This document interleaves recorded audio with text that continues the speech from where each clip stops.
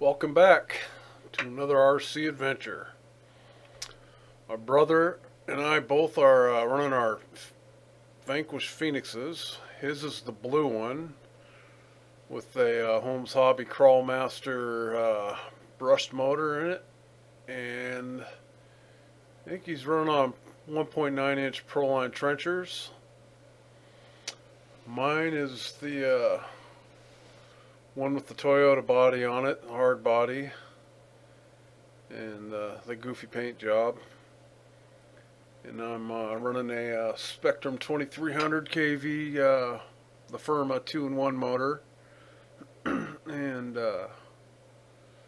rolling on Proline Krawler TAs. I've recently upgraded the transmission with the metal bearing plates and the hardened the what the hell do they call them, the hardened gears, basically what I'm trying to say. And then I also got the F10 aluminum Currie axles on it. I absolutely love my Phoenix. The thing is just, it's what a crawler should be, honestly. Although I don't use the dig that often, and hardly ever hit the overdrive switch. I can almost do away with those. It's occasionally where I might use the dig. Maybe I need to reconfigure it on my controller to a better switch. I don't know, but I just don't often use it. It does pretty well just for how I use it. I'm not doing hardcore crawling. Now up here we kind of we don't really have a course or anything, as we're just kind of like freewheeling, I guess. Just we'll take a pause here and there and try to find a path through things. If we can't find a path, sometimes we'll stack some rocks up so we can get over an obstacle to continue our imaginary path.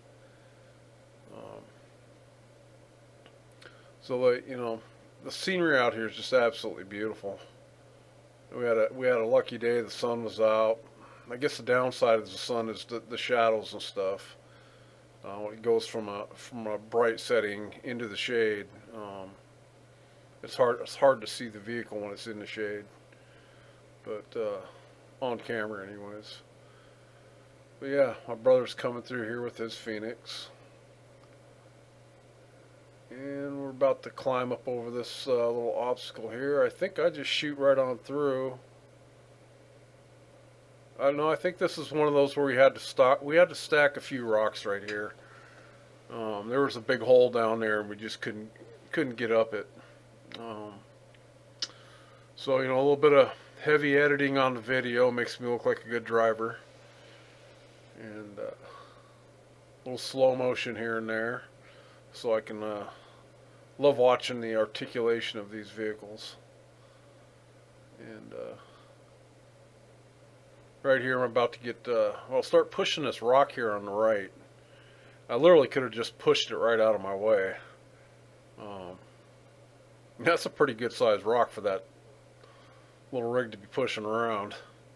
But I get my rig snagged on the tip of that root right there, and I just end up forcing my way through.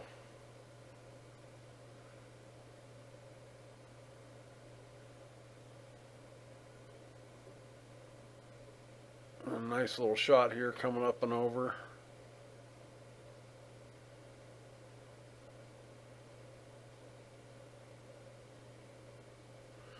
I'm running the Team Associated 90mm shocks, they're FT shocks from the Associated Enduro line.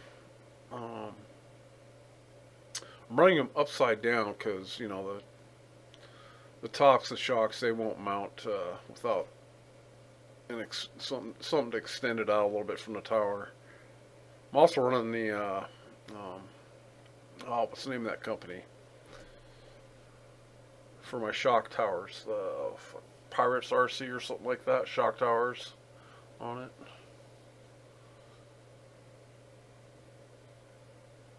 Here comes my brother. I'm not sure if he struggles on this or not. He might just shoot straight through. Yeah, I think he just kind of shoots straight through.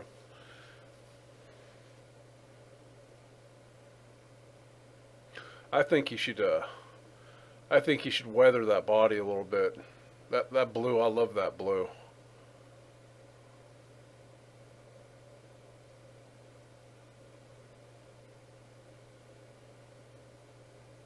It looks too clean to me though. It needs some patina. Every RC car I have that has a really nice body on it, real nice paint job and all, they end up just sitting on the shelf. If they're super nice, I have a hard time running them. Because as soon as you take them out, you devaluate them real quick. So I got a few rigs that just sit on the shelf looking pretty.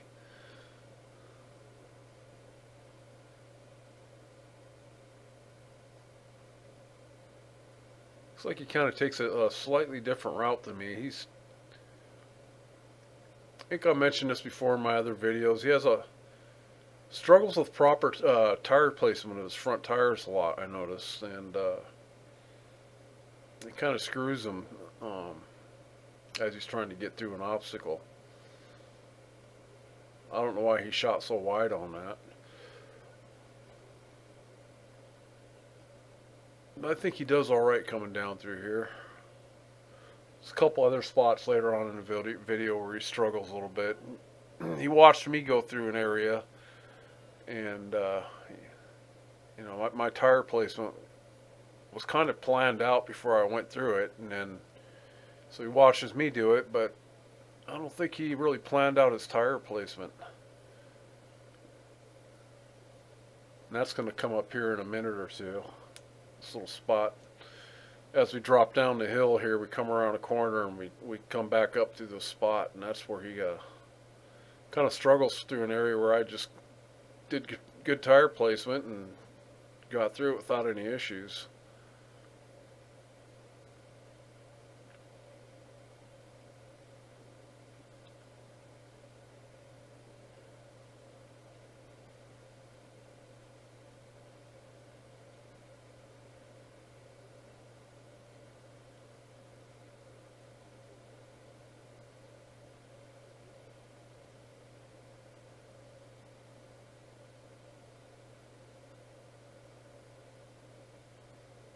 I was going to zoom in on his trenchers right in that little shot because they were getting some massive flex, torque flex as they were trying to, especially in his rear tires, trying to get onto that snow. But I just decided not to, just let the video run normal.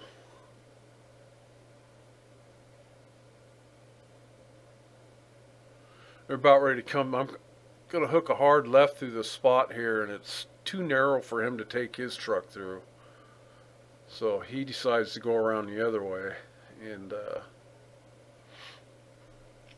I can barely get my truck through here. Just wide enough to squeeze her through. I'm pinching the sides of the tires, and body's narrow enough to where I can get through. But with his big cab, I don't think he would have made it.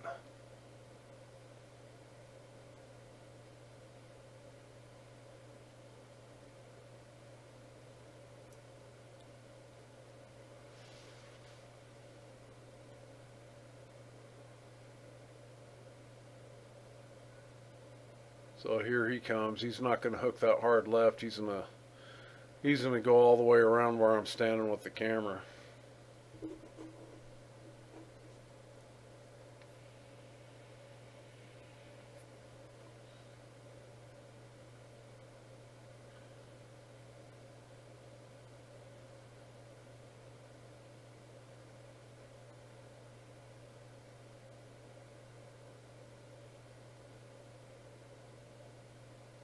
I don't know how many times he's ran this thing. He's got a lot of crawlers. He's been going buying them like crazy. He's one of those bargain shoppers. So this Phoenix is probably one of the only ones that he's went out and bought and built it himself. He'd rather find a good deal on a used one, go through it and fix what's wrong with it. And I don't blame him. he puts in the time, he'll travel the other end of the state for a good deal. As long as he feels like he's getting a good deal, he doesn't matter how much time he puts in to drive to it. So this is a spot where I do some pretty good tire placement, and I think he just, maybe it was where he was standing, I don't know, but he didn't do good tire placement coming through here. He could have done a lot better. Yeah, I pretty much just, because I planned my route. I saw where I wanted my tires to go, my front tires, and I just put them there. And I think once he learns that, he'll probably be really good at rock crawling.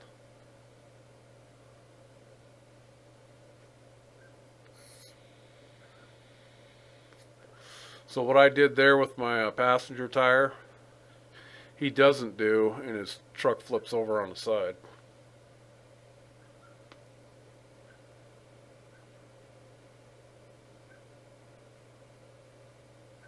So here he's just going to take a while. It's going to be a while of him just kind of going back and forth and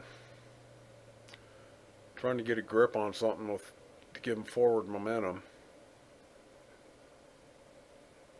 He's running those Proline trenchers. They get really good grip on these rocks. So I don't know if he found a hole or what's going on. Kind of wish I had put my camera at a little bit more to the right there, aiming down between those two rocks so I could see what was going on with the camera. Because I don't understand why he keeps bouncing back and forth here.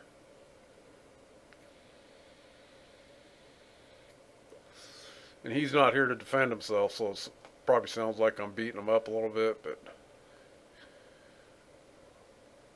hopefully he'll forgive me. Yeah, he's just spinning tires there. He must have either an axle snag or a tire drop down in the hole that you can't see on camera.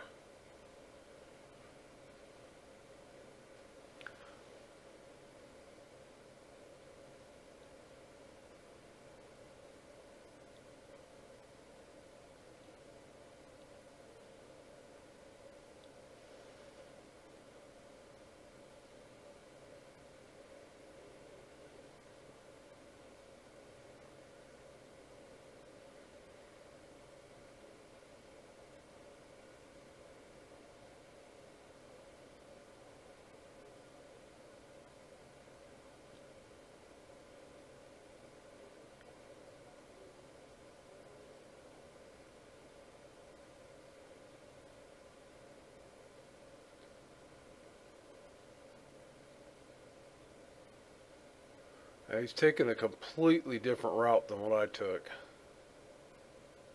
I don't know why he's coming up over this tip of this rock like this, because it's obviously going to snag on the skid. Now he's starting to see it and change his direction.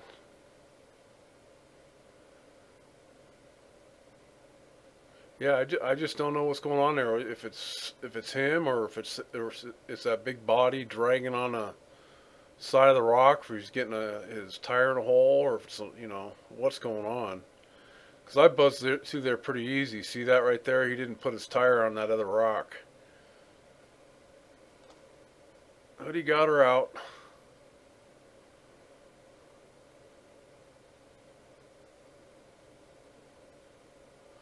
So some pretty good scenery here. If you look straight down the valley, if you're to hike that way, which a lot of hikers do, that's a federal park up in that area, and that goes to no man's land, Bigfoot territory. You go that direction, you're going away from civilization for quite a ways.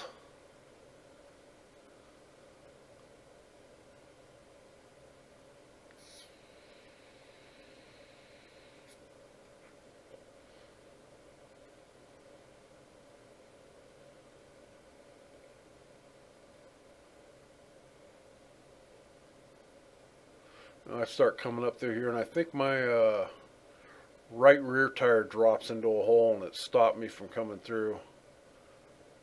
I'll walk back there in a second and take a look, and as soon as I do, it pops out and gets up and over the obstacle.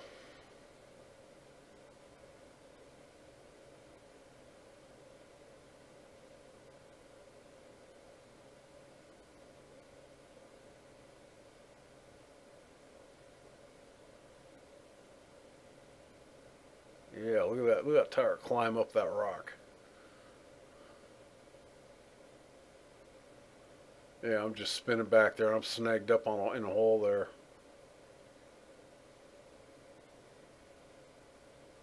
I'm trying to hook my driver's side tire up on the tip of that rock. Once, if I can do that, it'll pull me out.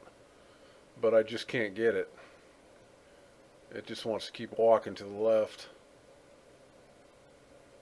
So all forward momentum is stopped. I go back there to take a look, and as soon as I do, boink, pops right up and out.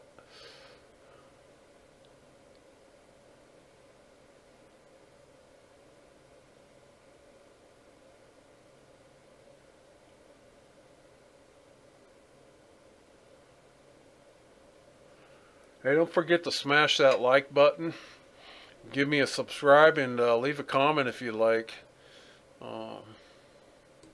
Really helps my videos to stay at the top of the search list, and with them at the top of the search list, they're more likely to get more views and possibly bring in new viewers and subscribers. So, you know, that kind of thing just helps out a lot. It's easy to do, doesn't cost you anything. There comes my brother, and some pretty scene. I like how my camera kind of just stayed ahead of him and give it a nice scenic view of the background, and as his car's coming through everything here in a second. But I think he just popped straight up and over.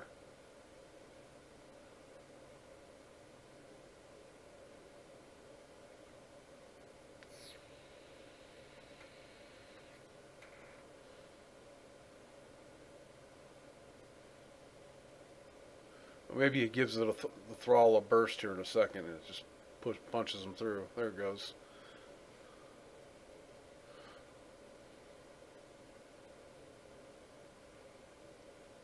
This is a pretty cool shot right here.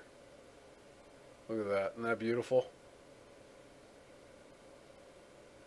If his rig was more scaled out, you'd have a hard time knowing that that was an RC car.